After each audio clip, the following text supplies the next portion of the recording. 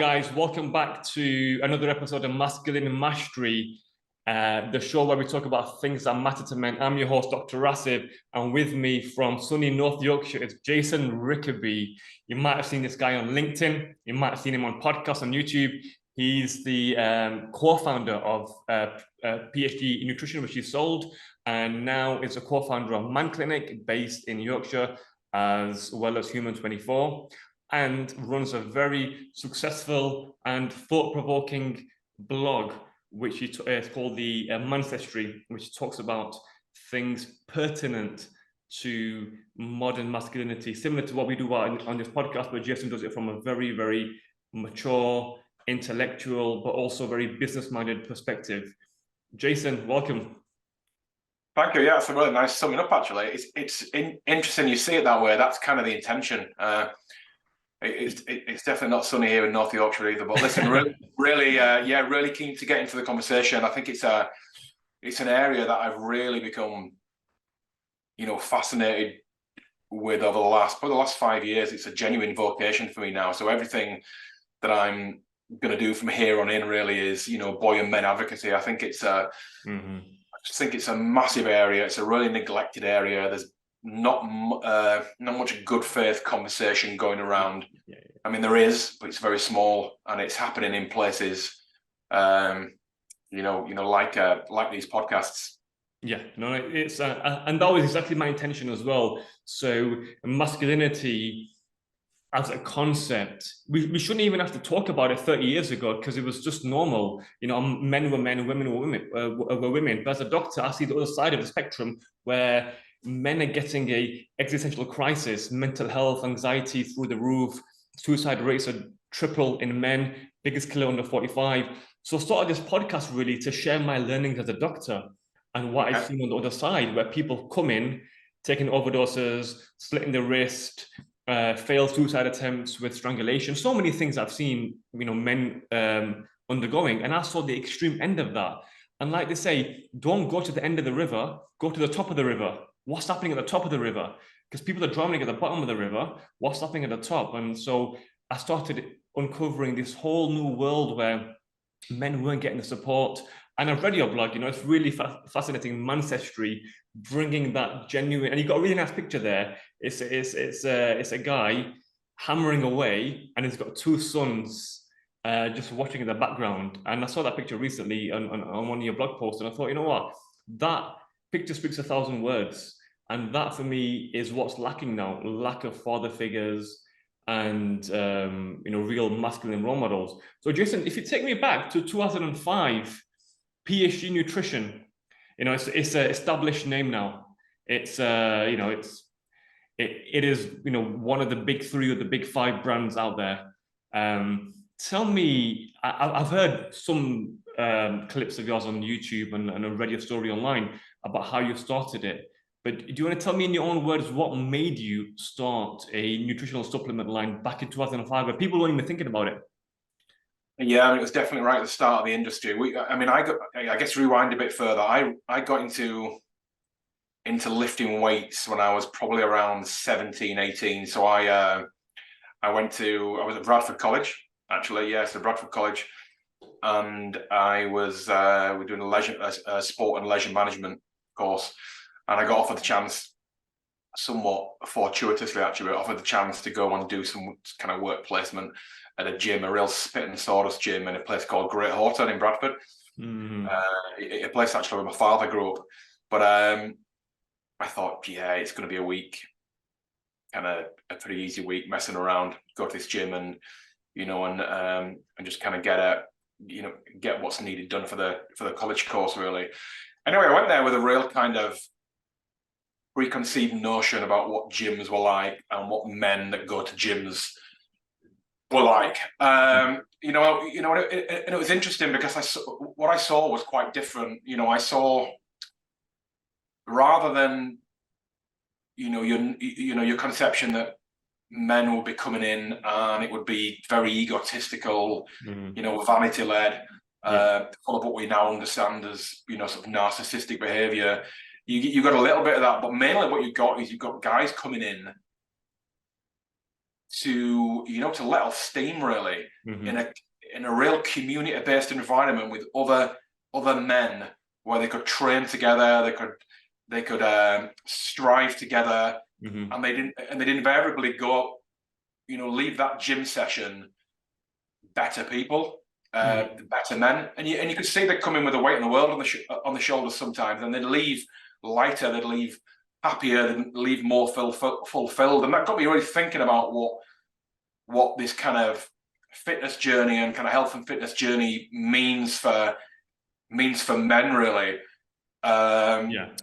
And you know, and the whole kind of single-mindedness of going into the gym. I was always into team sports as a kid, a real big team sport player, and I still am massively into sport, for my children.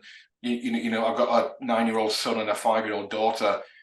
I will encourage them to do every single sport, every single activity, physical activity that teaches resilience and hardship and discipline and motivation and routine. I'll encourage them to do that whilst I've got breath in my body, because it's you know, it's a single best way to teach children things that they're probably not getting taught now. But yeah, but you know, I really loved the gym. I really loved the whole going in there and pursuing betterment. Really, how you could go in there and you get all these benefits of training with other guys, but then you'd see your physique change, and because you saw your physique change, you'd see other changes. So I just fell in love with the gym really at 17. You know, I became kind of really interested in natural bodybuilding. Yeah. You know, I started natural bodybuilding, you know, really probably after 2 years. I kind of responded quite well to training stimulus, and that got me really interested in you know, seeing where I could go from kind of a competitive thing. I've always been really competitive. So for me, the option to kind of take this love of training, lifting weights, good nutrition into competition was really attractive to me. And you know, I guess it spiraled from there really. I became hooked on the gym, started reading everything there was around nutrition at the time, which was not much, but there were some great magazines at the time. Right at this time, you'd have had the advent of a magazine called Muscle Media, which became a real inspiration to me. Guys called Bill Phillips and his brother Sean Phillips that later went on to found EAS, who were a big inspiration as a brand on our ideas around PhD actually. But the writing was brilliant, and it was real honest, and it was real. Yeah, it was just it was kind of brutal in its honesty really, and it talked about guys who were using steroids. It talked about guys who weren't using steroids and the difference. And we didn't get that from the UK or the traditional new health and fitness media that kind of like to feed you BS really, especially in the supplement industry. You know, lots of US brands putting before and after pictures of, you know, guys gaining 50 pounds in 8 weeks by using this amazing Megamass 4000 weight gainer. And you know, the British mentality sees through that. And I saw through that even as an 18, 19, 20, 21-year-old. So right there I started thinking, listen, there must be something there must be something about the British mentality that we can bring through in this ever-growing area of nutrition and sports supplements, which I just threw myself into from an education point of view. I'm just I'm an obsessively curious person. So when I find something that I find interesting, I literally, you know, I'm just all in, hook, line, and sinker. And I became that way around nutrition. And you know, so I started working in a nutrition store in Leeds. Did that for a year, and then started sending off my CV, which was just some articles I'd written, to brands, which were maybe only 5 or 6 brands at the time in its entirety. And I, you know, luckily got a job in the Northeast working for a real startup brand, and that kind of helped me cut my teeth in this area that I was becoming, really fascinated with developing products, researching products, understanding the mindset of, young men at the time, really. I was in my early 20s, and understanding that, the mindset of young men who really wanted to go to the gym to not only better their physique and their health and their fitness, but really laser in on this mentality of habitual, self, habitual kind of struggle, really self-imposed struggle in the gym. Because I could see how much going in and training really hard did for my mindset. Yes. I could see that when I trained really hard and imposed myself to these disciplines and habits and structures, I could see that had a knock-on effect to my life. When I did that, I was better everywhere else. And I became really fascinated with that. To the point then when, fast forward, and I guess to 2005, when I was 28 and, and started having the idea for PhD. Yeah. So it all kind of your formative years, training, seeing this outlandish American culture. And I completely get you, 100%. Muscle Beach and Venice Beach and all these beaches. I was in Miami last year, and it's very outlandish by any means necessary. We've seen the untimely death of Jeff Piana in 2017, 18. And then recently, another death of a YouTuber about 3 weeks ago. And in America, steroid culture is very much celebrated. When I was in Miami, it was natty gyms were almost impossible to find, really. It's all about, bravado. It's all about ostentation, showing off. And it's, only popularized this culture in the 70s. And then in the UK, I agree, we're a bit more conservative. We believe in the hard work ethic and not quick routes to success. And you found a really nice medium there where you can actually look good, but get away from the harms of steroids. And this actually really leads me nicely into now the Man Clinic, like safe use, etc., and blood testing. That's something which I tried to do in COVID with a lot of the, because I do a lot of modeling as well, and a lot of the models that I work with, fitness models, are all on some sort of gear, Jason. Like literally 95% of them are on gear. So I started doing blood testing on these guys, and they were like, I used to do venesection as well, take their blood out, and they were like treacle. They were so, GH, and they were all, on all sorts of Clen and Tren and all sorts of stanozol and ridiculous cycles, and they weren't even cruising. They were just loading for weeks at a time, weren't cruising at all, were just perpetually in a bulking phase. And it's a huge problem in the UK, where we get guys in their 30s and 40s with heart attacks, having strokes and aneurysms, etc. So what was your rationale really for starting Man Clinic? I know you've got a doctor there who's the co-founder, which is, again, really, we need to get more doctors understanding the problem now with the Love Island effect of people trying to get in good shape and take shortcuts. What was your rationale, or what was the gap in the market, let's say, when you started Man Clinic? Yes, so Man Clinic really is about helping men thrive, and we've kind of targeted midlife men, really. But it's not just midlife men. It's all men, really. But Man Clinic will, I guess we started it because collectively we saw what was happening around us, really. And I see what's happening with midlife men around me, and I see it online, and we hear about it. But there's just such a disintegration of health and wellness and well-being once men get to a certain age, and it's, again, we can't really have the good faith in culture and society. We can't have the good faith conversation about that. It's men get into trouble when they reach 40, or it's just a midlife crisis. Get over it. Sort yourself out. But we can't have it both ways, really. We can't be asking men to talk, and then we can't be asking men to sort themselves out when they get in trouble. And I saw this real shortfall between reality and society, really. And society, we see these half-hearted marketing campaigns trying to get men to talk. You know, and they often come from brands who are predominantly in the female space, and they kind of do these things to throw men a bone, really.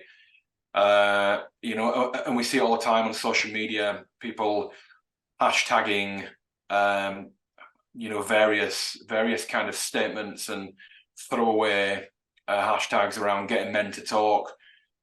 But men's mental health is so much deeper.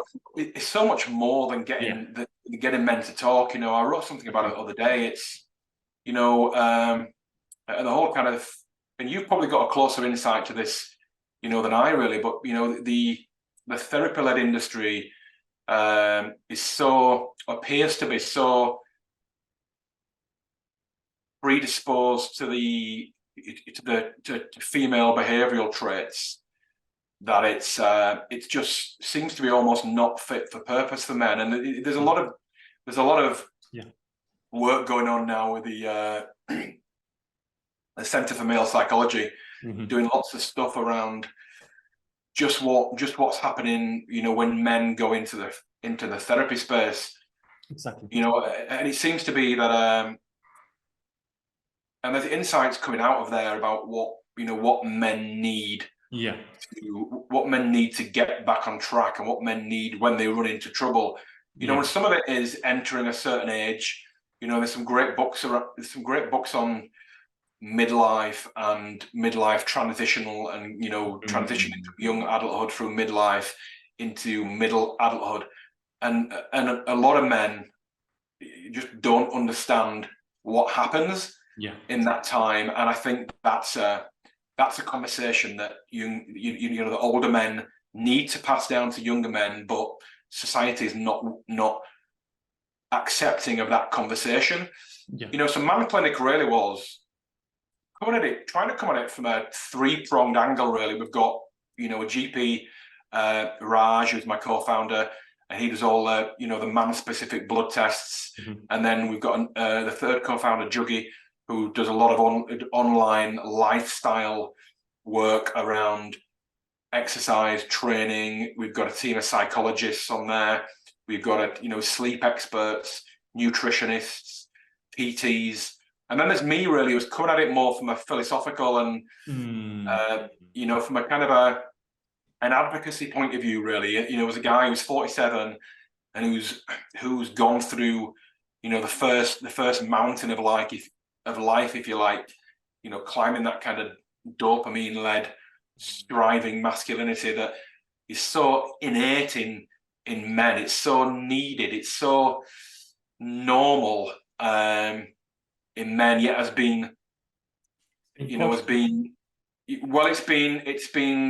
you know, classed as tyrannical. You know, exactly. Masculinity now, normal, traditional masculine traits of aggression, drive, striving, providing protectiveness, which is so innate, has just been you know, classed as tyrannical. And it's been vilified. You know, it's been vilified. It's been like, we celebrate women who are nurturing, because that's their nature. Women have higher, and I can explain it from a medical point of view. Women have higher estrogen levels, higher prolactin, higher oxytocin in the brain centers that light up whenever they touch a baby.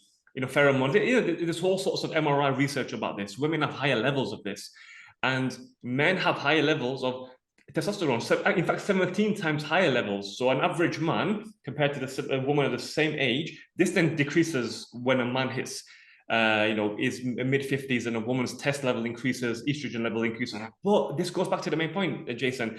You know, as a doctor, I learned all about HRT, all about it. I had to go to HRT clinics, hormone replacement therapy, giving women estrogen and progesterone and pessaries and gels and all these kind of counseling sessions.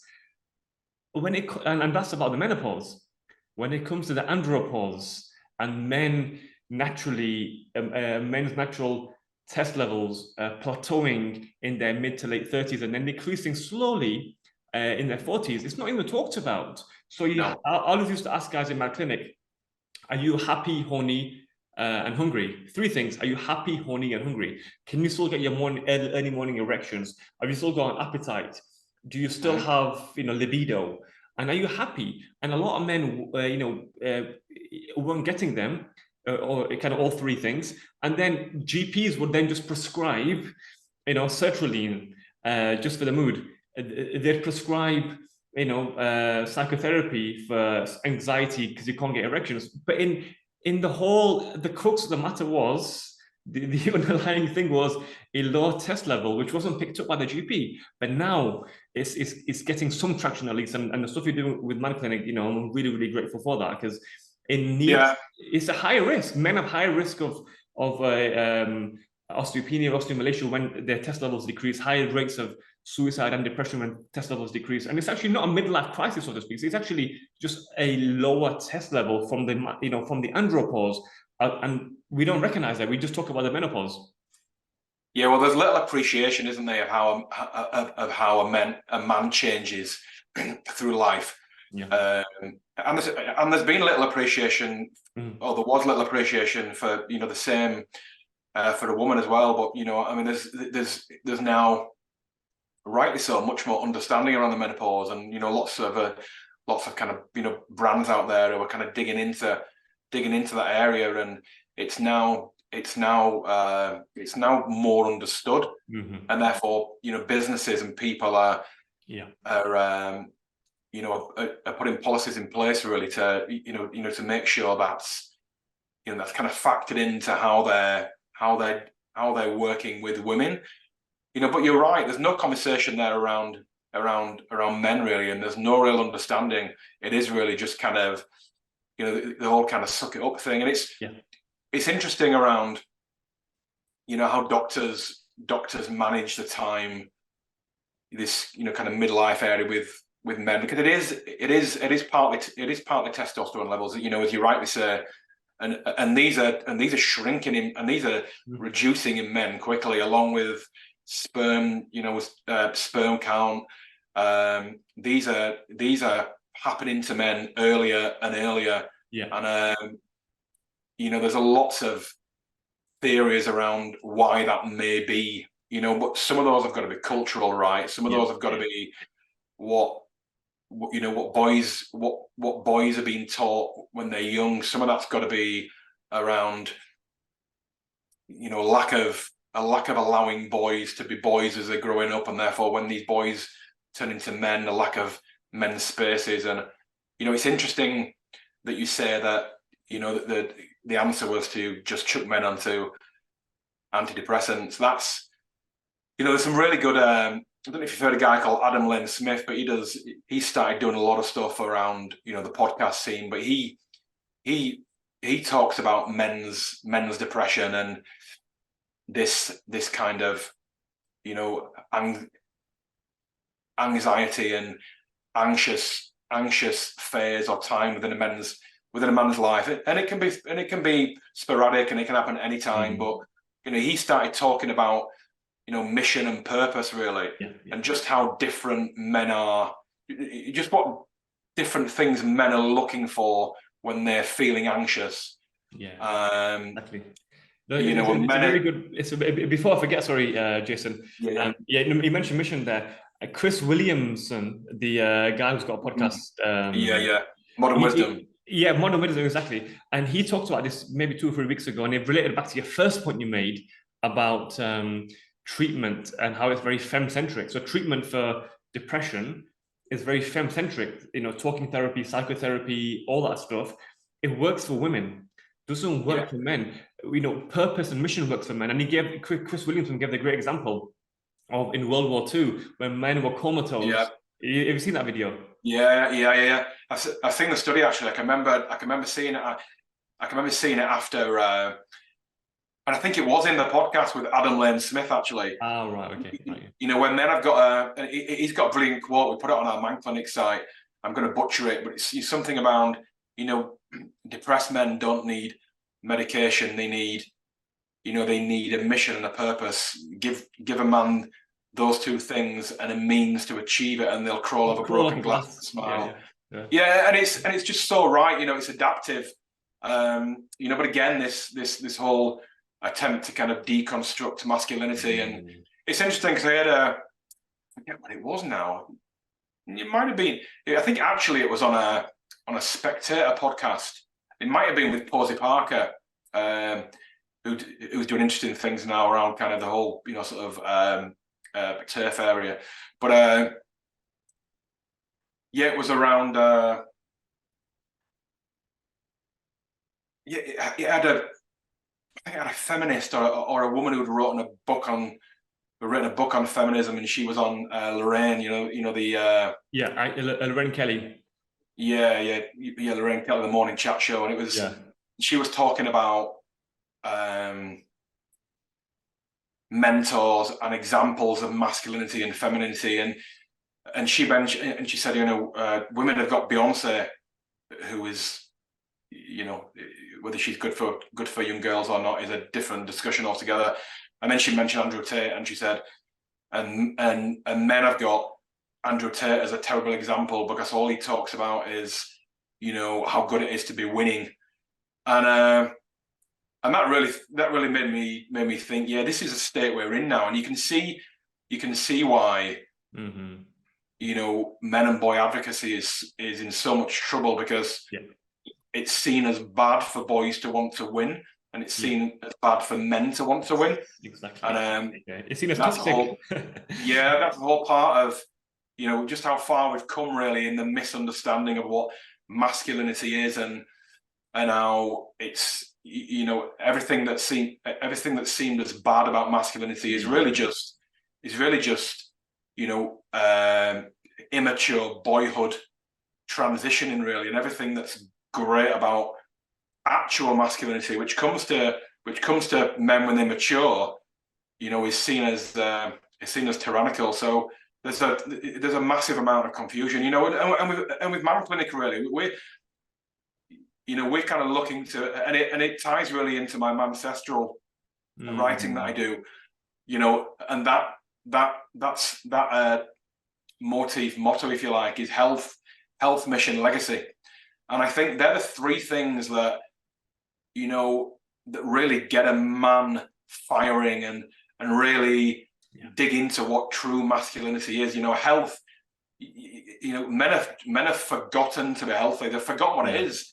They've forgotten what it is to get up in the morning and view sunlight and exercise and, push themselves hard. And then they've forgotten what it is to have especially when you get to a certain age, you've been driven down with, the kind of the rat race really. So you've forgotten what it is to have a mission, a call to adventure. Jordan Peterson calls about call to adventure, and it's just so inspiring for men. And then legacy, we all have the things that we want to leave behind. And when you become a father, legacy really digs deep in you. It really pulls on the emotional strings of a man. And when you have children, you start to realize, this is kind of what it's all about. And then you start to climb that second mountain that, David Brooks talks about, the second mountain of life really. And that's when the whole legacy thing becomes more of a, sort of more of a game really. 100%. And I love this talk about mountains. Men climb many mountains, first mountain, adolescence, second mountain. And the thing is, we're getting this phenomena, and it's become so normalized of dad bod. And I put something up the other day, if having kids gives you a dad bod, then I don't know what will get you in shape, because having kids should be the biggest reason to get in shape. Having kids should be the biggest reason. And you talk about lineage and legacy there, Jason. You have to be fit for your kids.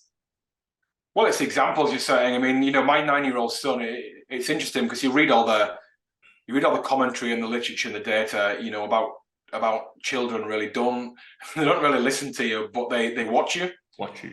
They just watch you, and my 9-year-old, he does all the sports.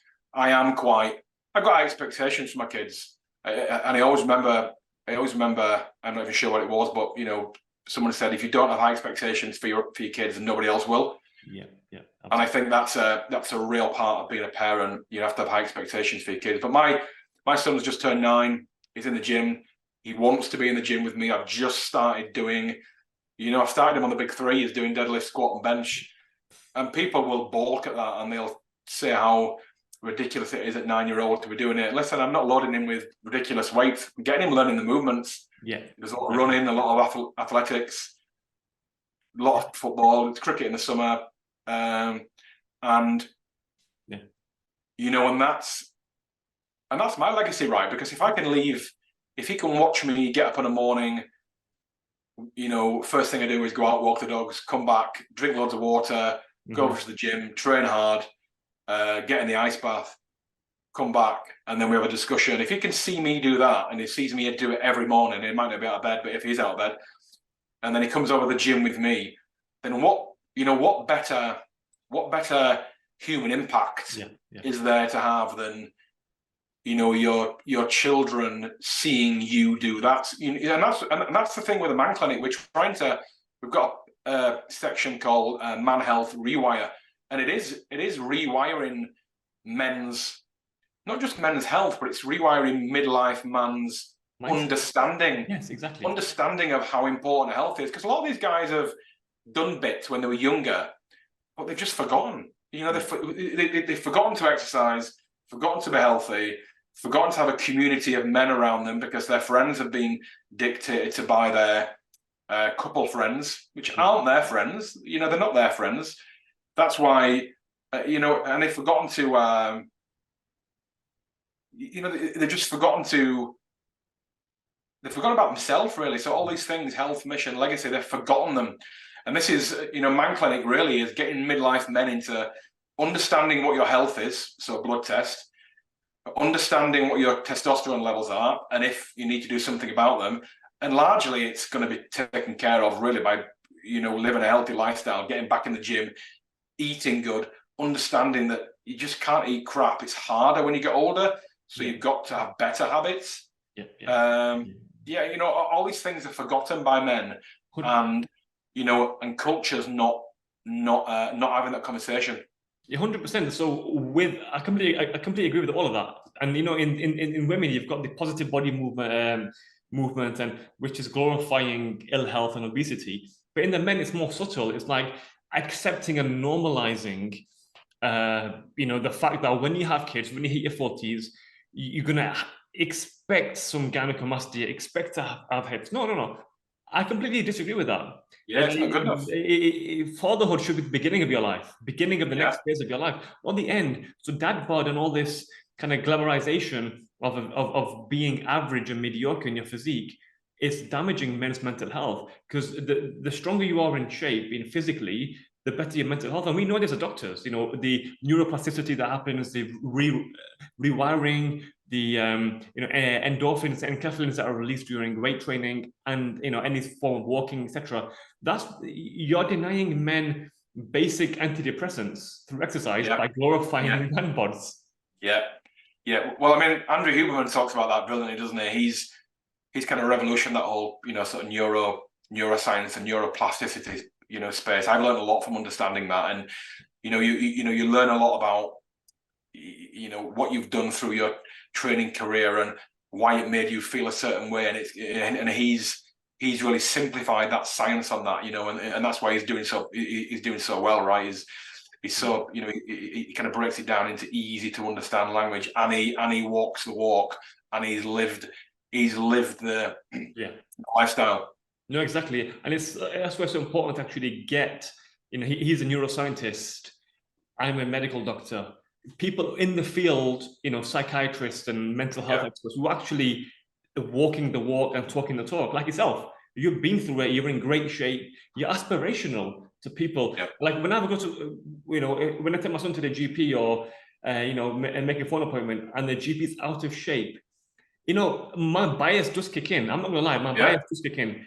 Probably less than other people because I understand the nature of the job. But imagine if you're a lay person in the public and you phone a GP and he's out of shape, and you're like, it's a cognitive bias we have. We trust people who actually look the part. So when you go to a you know, a salon or whatever, manicure, whatever, if the lady is glamorous, you're more likely to trust her. It's just a shortcut the human brain has.